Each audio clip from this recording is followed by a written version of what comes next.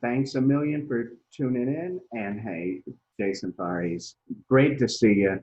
Um, I'm just filling in for Jack, who's committed on another project. But you've got tremendous news with the film festival circuits that you've been hitting with the Voodoo Man. A Mm. tremendous short film that's being praised not only for its storyline and its performance, but also visually stunning. Now, you filmed that at the SAE Institute in Oxford, and I know that's where you got your education in filmmaking.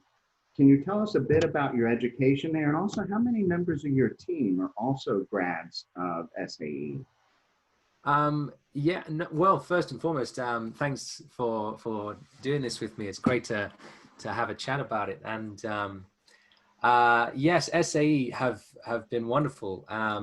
And filming the Voodoo Man there was a real pleasure for us, because using their resources and using their space, they've been so good to us, and it's so great that they continue to give those filmmakers that they produce the resources, the support, in order to continue developing them even after they finished their degree course. Yeah, no, do you know what? It's wonderful having their support, and I think of my team, there was about 90% of us are SAE alumni. I think the only exception to that is my production designer and my makeup team, and our actor, of course, Nick was an external source. So yeah, but the rest of them are all Oxford alum, and they're all fantastic. They're all same training as me, and I suppose the course that I experienced at SAE Oxford was very I would say very hands-on with the students. The benefit that I had was it wasn't a oversaturated course with many students. It was, I think it was about 10 people on my course, which, yeah, and there's disadvantages to that in terms of a film crew. You need a certain amount of people to hold cameras and microphones and clapperboards. But the advantage was certainly the one-to-one time with lecturers. I really got a personal connection with a lot of the lecturers, and when it came down to it, I think the creativity really took precedent, because the actual technical training and the knowledge that we needed in order to exercise that creativity was given to us as a direct sort of from spoon to mouth, as it were. So yeah, I really feel like I got a hands-on experience. I was handled with a personal level of care and educating when it came to my technical training. And then one of the great advantages I had, I'm going on a bit of a tangent, but as it was coming up to the major projects, the dissertation pieces, they gave us great flexibility. It was a case of, what do you want to do? You can do anything. And I famously said, I'm going to do a feature for my dissertation piece. And they warned me against it. They really did. They said, you can't do that. And even when I said to them, like, I'm going to do it, they were like, well, all right, if you're going to do it, we'll help you, but don't come crying to us, So they were good. They were good. And, I think having that behind me, they sort of said, just understand what you're doing. You have been warned. And my response was, okay, no, that's fine. As long as you're cool with me doing it, I'm doing it, So, yeah, no, I like SAE. They are great. They're good for us. They're good for me. And you can tell you basically you got the education. It sounds 110% practical. You basically worked on a film set the duration of your education, which it entirely hands-on, and it paid off. And I got to tell you, just to give you proper credit, I saw your so-called student film, and in Inspector Calls, was absolutely stunned after seeing it to find out it was a student film. Apparently, you didn't get the memo that, you know, a student film's supposed to be out of focus, you know, you didn't get the whole, there's like a whole checklist of things you missed on what's supposed to make a student film recognizably. I thought it was made for television. Really, I thought it was a studio production. Well done. And I urge everybody to go to your YouTube channel and check out an Inspector Call. Really well done. Thank you. Thank you so much. It's funny, actually. I think, you know, as gracious as you are, saying that it looks like it's made for TV. I think I spot the mistakes, which any filmmaker does. You know, we spot our own mistakes, but as long as no one else is spotting them, for now, I'll take the stand of yes, no, we totally missed all of those mistakes. You know, they're not there, believe me. Okay. All right. Well, as simply a film lover and not as a pro, it really was out. I was stunned when student film. No, that's not how that's supposed to go. But okay. Yeah. No, it was a great process, and I'm very grateful to everyone who worked on that, because they pulled all the stops out, and everyone worked for free. You know, it's a student film. There is no money. There's no money. So the fact that everyone just dove on in there and just said, yeah, we're on board to just help make this, and the results speak for itself. So I'm very happy. I'm very pleased, and I'm delighted that you enjoyed it. I really am. Well, thank you. And I'm not the only one, just to let people know. It got incredible reception. Again, it also hit the film festivals. A number of nominations and wins in a number of categories. And I know Voodoo Man's been hitting the market. Now, Voodoo Man you've got to look at the before and after of film festivals, before COVID and after. And a number of them are still making the effort to get their platforms, say, online, get videos shared, screened, and viewed, and evaluated, and everything. And how has that been? How has it been hitting the film festivals in lockdown? How has it been to participate in that? Yeah, you know, it's been really unusual. It's a new sort of experience. It's a new adventure for film festivals, because the wonderful thing about a film festival is that you're seeing so much work that you wouldn't usually see if you went to a mainstream cinema. And so it's about going to a cinema, a screening, sitting down with other filmmakers, people who are of your, you know, industry, and people who are interested and engaged in independent film, rubbing shoulders with them, and, you know, sort of developing and networking all together. It's a very hands-on experience that's designed for filmmakers to help develop them, and also to give them the recognition that they deserve for their hard work.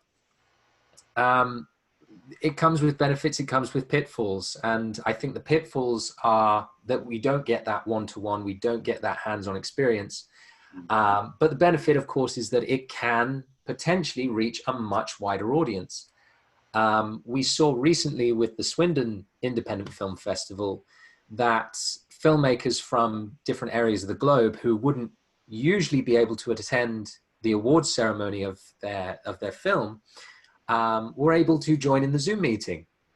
And so they were able to actually thank the festival directors in person and say, you know, this is such an honor. Obviously, you know, we couldn't be there in person, regardless of location or pandemic. You know, there is no way they could have done it in person. So to be there to actually accept their award, it means so much more to filmmakers. So, you know, there has been some great benefits. But I would say the main thing that I've noticed is it's extended everything. Where we would have had, I think the Oxford Film Festival was scheduled for April, and it ended up in June. And same with Swindon, it was April, it ended up in June. And and we're still waiting on many festivals who, you know, they don't know if they're canceling, they don't know if they're going to try an online version.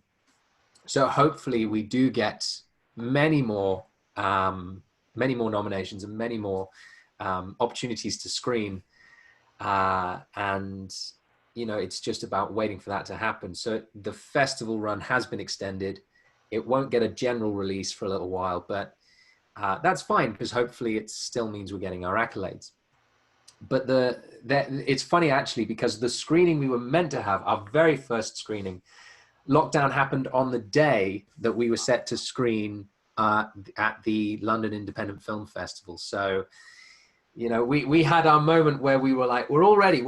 Guys, we're going to dress up. We're going to attend. We're going to be able to have some drinks. And then, you know, the Prime Minister went, no, shut it down. That's it. You know, no more screenings, no more public holdings, you know, stay indoors.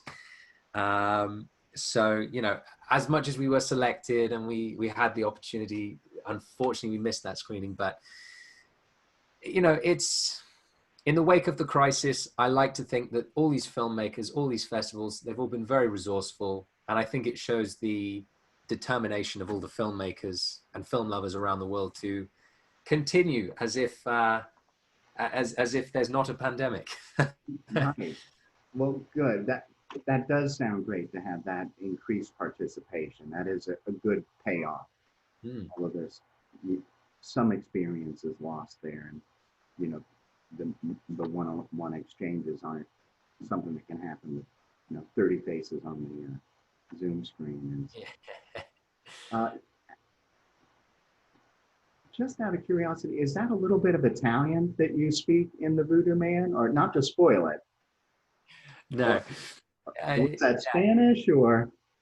That's Spanish. It's a little bit of Spanish. But I have been studying some Italian while I've been in lockdown. Okay, see, now I'm advertising my linguistic ignorance, but the thing is, I know you've hit the stage in Italy, so I figured, you know, and what's interesting is that Louisiana has, of course, both a strong Latin America, has for hundreds of years, and then for over 100 years has a large Italian presence. So I figured either one kind of has its place, and the vibe you wanted to set. Do you mind if I ask you to describe the character, because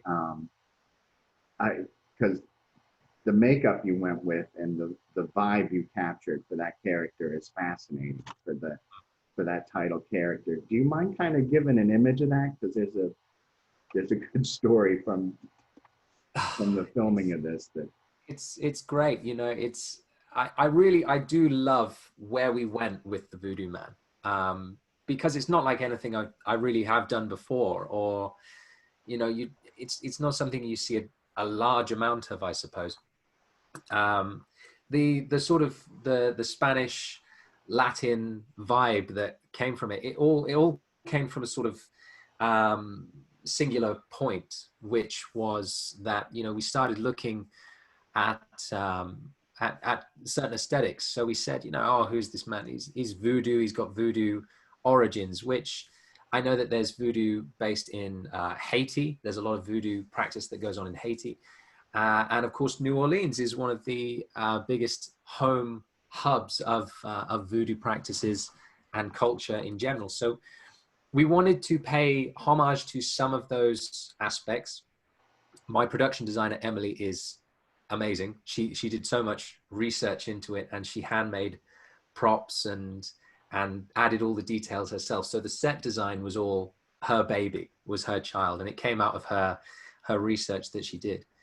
But the character itself, I wanted to pursue the theme of death and the theme of spiritualism.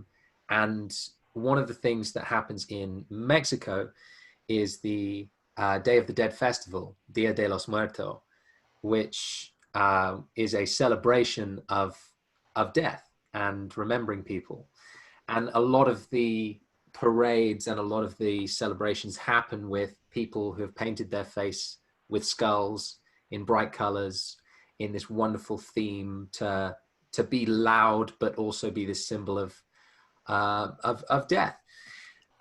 So we took that. That was a big inspiration for the character, and because it had the Mexican origins, we went down the sort of Spanish route. We used Spanish in there for the language, and we took inspiration from all sorts of Latin American sort of styles and artwork. So we would follow the color palettes, and we followed the style with the beads and the there's a series of wraps around my wrist which are made up of what I think are chalk and bits of rock, but we sort of went with the spiritualism behind things like teeth being used in voodoo practice. And so there's so many micro details that we used, and the character in itself we always knew what we wanted from it, but I think it evolved primarily from the research we did with the voodoo that happens in New Orleans and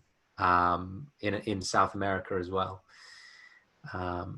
Props to Emily, an incredible set, and every edition paid off in that. The set, the outfit, everything went well. I wanted people to picture, first of all, the academic atmosphere of SAE, and then your Day of the Dead outlook, and now and I think we all remember fire drills in schools, and you had some pyrotechnics on the set that apparently set off some. You were a popular man that day, I guess. Oh, it's you're in full regalia, right? Yeah, that was a funny old moment. You kind of, in the back of your head, it's always in there. You've got this, you're using pyrotechnics, you're using some special effects. We had candles and we had some smoke pellets to use for the practical effects that are on screen. And you joke about it in your head. You go, oh, wouldn't it be hilarious if we set the fire alarm off? And we did. And you just, nothing really makes it any better. There is no situation where you don't look guilty standing there in full Voodoo Man makeup with your film crew around you looking very sheepish, and the entire residents of the university out in the car park looking at you. Yeah, I wonder who it was. See, I forgot to picture that part where you all look like you're just busted. That look of guilt. Oh dear, it was, but they were really good about it, actually. I mean, everyone, obviously, they stepped out and they were like, oh, it's fine, we're working, but we're carrying on. And the head of SAE, they sort of, they sort of sat us down and they said, what's happened, what's gone on? And I went, there's no fire, there's no danger. It's a smoke effect that set off the alarm. So, we made sure that everything was safe and nothing was actually on fire. There was no problem. And once they established that, they said, no, totally fine, carry on working. Just, you got it, right? You got the shot. And, you got the shot, because we don't want to do it again. And we went, yeah, we got it. We got the shot. So don't worry, no more smoke. That's good. I love picturing that part, you in the full outfit and everybody else dressed for class. That was it was image. And it's topless, of course. It's got this, it's like a robe, but I'm shirtless, but I have like a very thin robe. So I'm standing there, like holding onto myself like this, because it was October that we filmed. So it wasn't exactly. Right. That's not the vibe you created on the set. You can't tell it's a winter shoot. Yeah, no, we did. It was October, late October as well. And anyone who knows the climate in England knows that that's cold. That's cold. Hey, well, I want to thank you very much for taking the time to join us and tell us about this.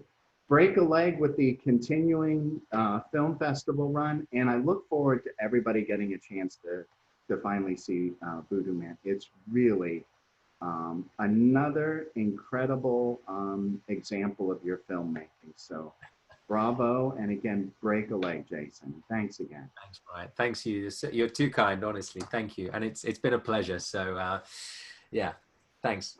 Thank you. Always a pleasure. See you.